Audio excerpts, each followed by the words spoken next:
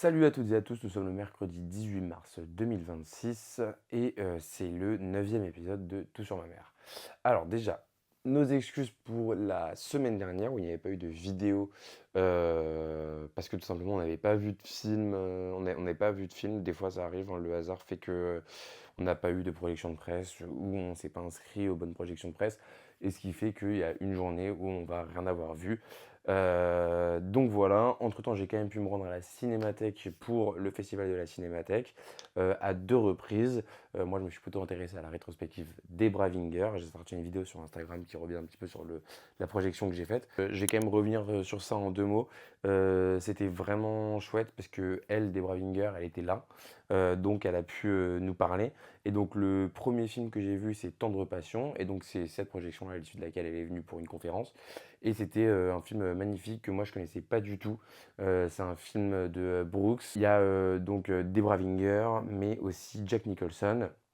Et c'est une très belle histoire d'amour mère-fille, une très belle histoire aussi de couple, une très belle histoire sur la sexualité d'une mère célibataire, l'histoire aussi sur la maternité avec les enfants en bas âge, sur l'adultère et donc voilà, c'est vraiment un pan de vie du mariage jeune jusqu'à la quarantaine. Et c'est une prestation assez impressionnante des Bravinger. Et quand on voit la femme que c'est, l'actrice que c'est, donc après la projection, là aujourd'hui elle doit avoir entre 70 et 80 ans, elle doit être au début de ses 70 ans. C'est hyper satisfaisant en fait, parce qu'on comprend ce qui a donné ce rôle et ce personnage complètement dingue. Puisque c'est une femme qui est pleine de second degré, pleine d'humour, pleine d'imagination, qui s'exprime extrêmement bien, qui est extrêmement pertinente, et d'autant plus qu'elle a un parcours particulier, puisqu'elle a arrêté sa carrière assez prématurément, un peu avant la quarantaine, il me semble. Et donc justement, pour en apprendre plus sur Debra Winger, le lendemain, le dimanche, il y avait une projection d'un documentaire qui s'appelait Searching for Debra Winger et qui, à première vue, peut paraître comme un documentaire sur Debra Winger, mais qui n'en est un qu'à moitié.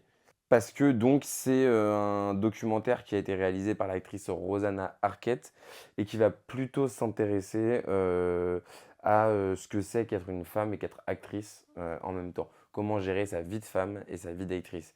Et surtout sa condition de femme dans les années où il a été réalisé. Donc là, c'était en 2002. Donc à l'époque, les stars des années 90 et du début des années 2000. Et comment gérer sa condition de femme à cette époque-là, qui était quand même pas la même qu'aujourd'hui, même si c'est pas encore parfait aujourd'hui. Et en même temps, sa carrière d'actrice. Comment gérer la maternité et sa carrière d'actrice. Comment gérer la pression qu'il y a autour du physique. Comment gérer son vieillissement à Hollywood. Et donc, à cette occasion-là, il y a énormément d'actrices célèbres et iconiques des années 90 et des débuts des années 2000 qui sont venues parler à Rosanna Arquette, qui, elle, se baladait un peu partout dans tous les festivals de cinéma pour s'adresser à elle. Donc, il y a Patricia Arquette, sa sœur, mais aussi Robin Wright, Jan Lane, Meg Ryan, Gwyneth Paltrow, Whoopi Goldberg. Donc, voilà, énormément de personnes. Jane Fonda, Holly Hunter. Donc énormément d'actrices, Sharon Stone aussi, Laura Dern. Donc toutes ces actrices-là, et toutes c'est uniquement des actrices qui parlent. Donc c'est vraiment un documentaire qui donne la parole aux femmes et aux actrices. Et des fois c'est sous forme de elles qui parlent face à la caméra, mais des fois aussi c'est sous forme de discussion entre elles, filmées voilà, comme ça en caméra portée un peu à l'arrache.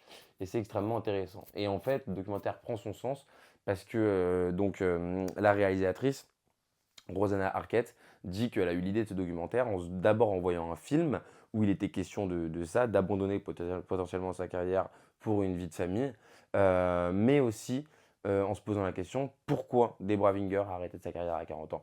Et donc on aboutit à la fin du documentaire à une interview de Debra Winger qui donne son point de vue sur tout ça. Donc je vous recommande vraiment de voir ce film-là, de voir aussi Tendre Passion qui est un film sublime qui m'a arraché des larmes à la fin. Et voilà, et merci à la Cinémathèque de m'avoir invité. J'ai passé des super moments, surtout qu'ils ont des super salles, que c'est un super lieu, etc. Et on y retournera sûrement bientôt à l'occasion de l'exposition sur Marilyn Monroe. Voilà, moi et ma mère. Donc on essaiera de vous vloguer ça à ce moment-là. Pour les films qui vont sortir cette semaine, ma mère n'en a pas vu. Elle est un peu dans un tunnel de travail en ce moment. Donc elle reviendra en forme les semaines prochaines. Mais moi j'en ai quand même vu un, c'est Las Corrientes. C'est un film de Milagros Mumenthaler.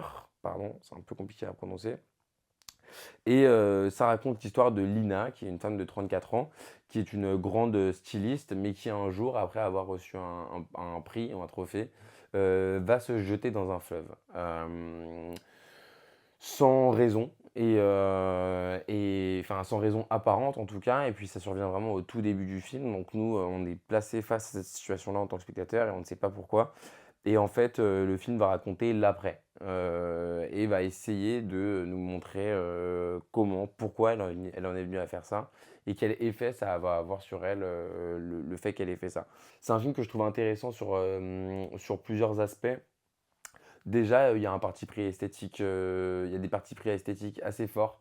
Voilà, c'est un film qui assume de composer, et d'énormément composer ses cadres, ce qui donne lieu à vraiment des très, très belles images, notamment toute la première scène en Suisse, les scènes juste avant en fait qu'elle se jette dans le fleuve justement, qui sont, très jolies, cette déambulation et je trouve que c'est une stylisation qui va donner un côté assez froid au film, mais qui du coup va renforcer son côté angoissant, un peu, recherché, parce qu'on est, sur, du coup, ce qui va suivre, le saut dans le fleuve, de laquelle elle va être secourue, hein, par les secours justement.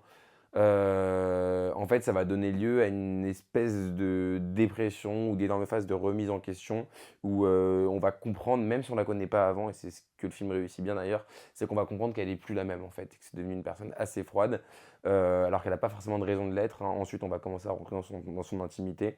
On voit qu'elle est avec un mari qui est intelligent, qui est aimant, qui est un bon père, avec qui, parce qu'il montre beaucoup ça aussi, avec qui elle a une vie sexuelle assez épanouie, et avec qui ils ont des bons rapports, mais la communication cesse de s'opérer après cet événement-là, justement. Et donc voilà, ce parti pris esthétique avec des cadres très composés, ça va renforcer ce côté froid, et ça va faire que on est face à un film qui, en même temps, est difficile d'accès, parce qu'il est du coup très peu chaleureux. L'attache enfin, sur le personnage principal qui est très mutique, il est compliqué. Mais voilà, on voit que c'est voulu, on voit que c'est recherché. Et donc on se dit pourquoi pas. Le problème, c'est que sur la durée, en fait, le scénario prend pas vraiment de direction claire. Il n'a pas de fil rouge net. Donc il y a cette phobie de l'eau qu'elle développe après avoir sauté, etc. La complication que ça donne dans son couple, et dans sa vie de famille. Mais en fait, l'évolution, elle est floue. En fait, j'ai pas. Ou alors, en fait, à la sortie du film, j'avais l'impression d'être passé peut-être à côté de l'essentiel ou d'être passé à côté d'exactement ce que le film voulait me montrer. Donc, c'est pour ça que je serais curieux de savoir ce que vous avez pensé du film et ce que vous en avez tiré. Parce que moi, j'ai décroché au fur et à mesure du film. J'adhère esthétiquement, j'adhère énormément à cette actrice que je trouve extrêmement forte. On lui demande pas des choses forcément évidentes. On lui demande de jouer beaucoup avec son regard. C'est beaucoup une énergie plus que des répliques, ce film. Beaucoup une attitude. Et donc, c'est pas évident et elle le fait très bien. Donc voilà, j'adhère au jeu, j'adhère aux différents personnages qui sont mis en scène. J'adhère aussi à cette manière de montrer la dépression, la déconnexion face à la vie, hein, l'espèce de déréalisation. C'est un peu ça l'impression que ça m'a donné en tout cas. Mais voilà, ce manque de tracé clair dans le scénario, je crois qu'il m'a perturbé. Ou alors ils vont pas assez loin dans ce qu'ils auraient pu faire, dans les conséquences qu'aurait pu avoir cet acte-là. Mais il y a quelque chose qui m'a perturbé. Je sais que ça peut être contradictoire. Souvent, je dis que les scénarios ils sont trop tracés, trop balisés. Donc, on peut avoir la sensation que je suis jamais content. Mais je trouve que dans ce film-là, qui a déjà des partis pris assez forts, ils auraient dû soit constituer un vrai climax au film, soit donner un fil rouge un petit peu plus clair. Moi, ça m'aurait personnellement fait tenir plus longtemps et je pense que j'aurais vraiment, vraiment aimé le film. Donc voilà, c'est un film qui a beaucoup de qualité, qui est assez spécial, qui a le mérite d'être assez différent de ce qu'on a l'habitude de voir et de s'emparer de sujets pas forcément évidents et de le montrer d'une manière assez unique. Donc je vous encourage vraiment à aller voir ce film. Donc pour rappel, c'est donc sorti aujourd'hui. Ça s'appelle Las Corrientes. C'est réalisé par Milagros Mumenthaler. Et pour citer l'actrice principale, que je n'ai quand même pas citée, Isabelle Aimé González Sola. Donc voilà. C'est tout pour aujourd'hui. On va se retrouver la semaine prochaine avec, je l'espère, bien plus de films à critiquer en présence de ma mère. Et d'ici là, n'hésitez pas à aller au cinéma. Il y a quand même de gros films qui sont sortis ces 2 dernières semaines, donc aujourd'hui, et qui sont sortis la semaine dernière.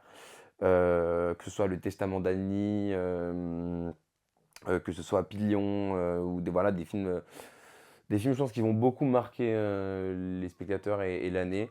Donc n'hésitez pas à aller au cinéma et n'hésitez pas à me dire ce que vous avez pensé de celui-ci. En attendant, très bonne semaine et à la semaine prochaine.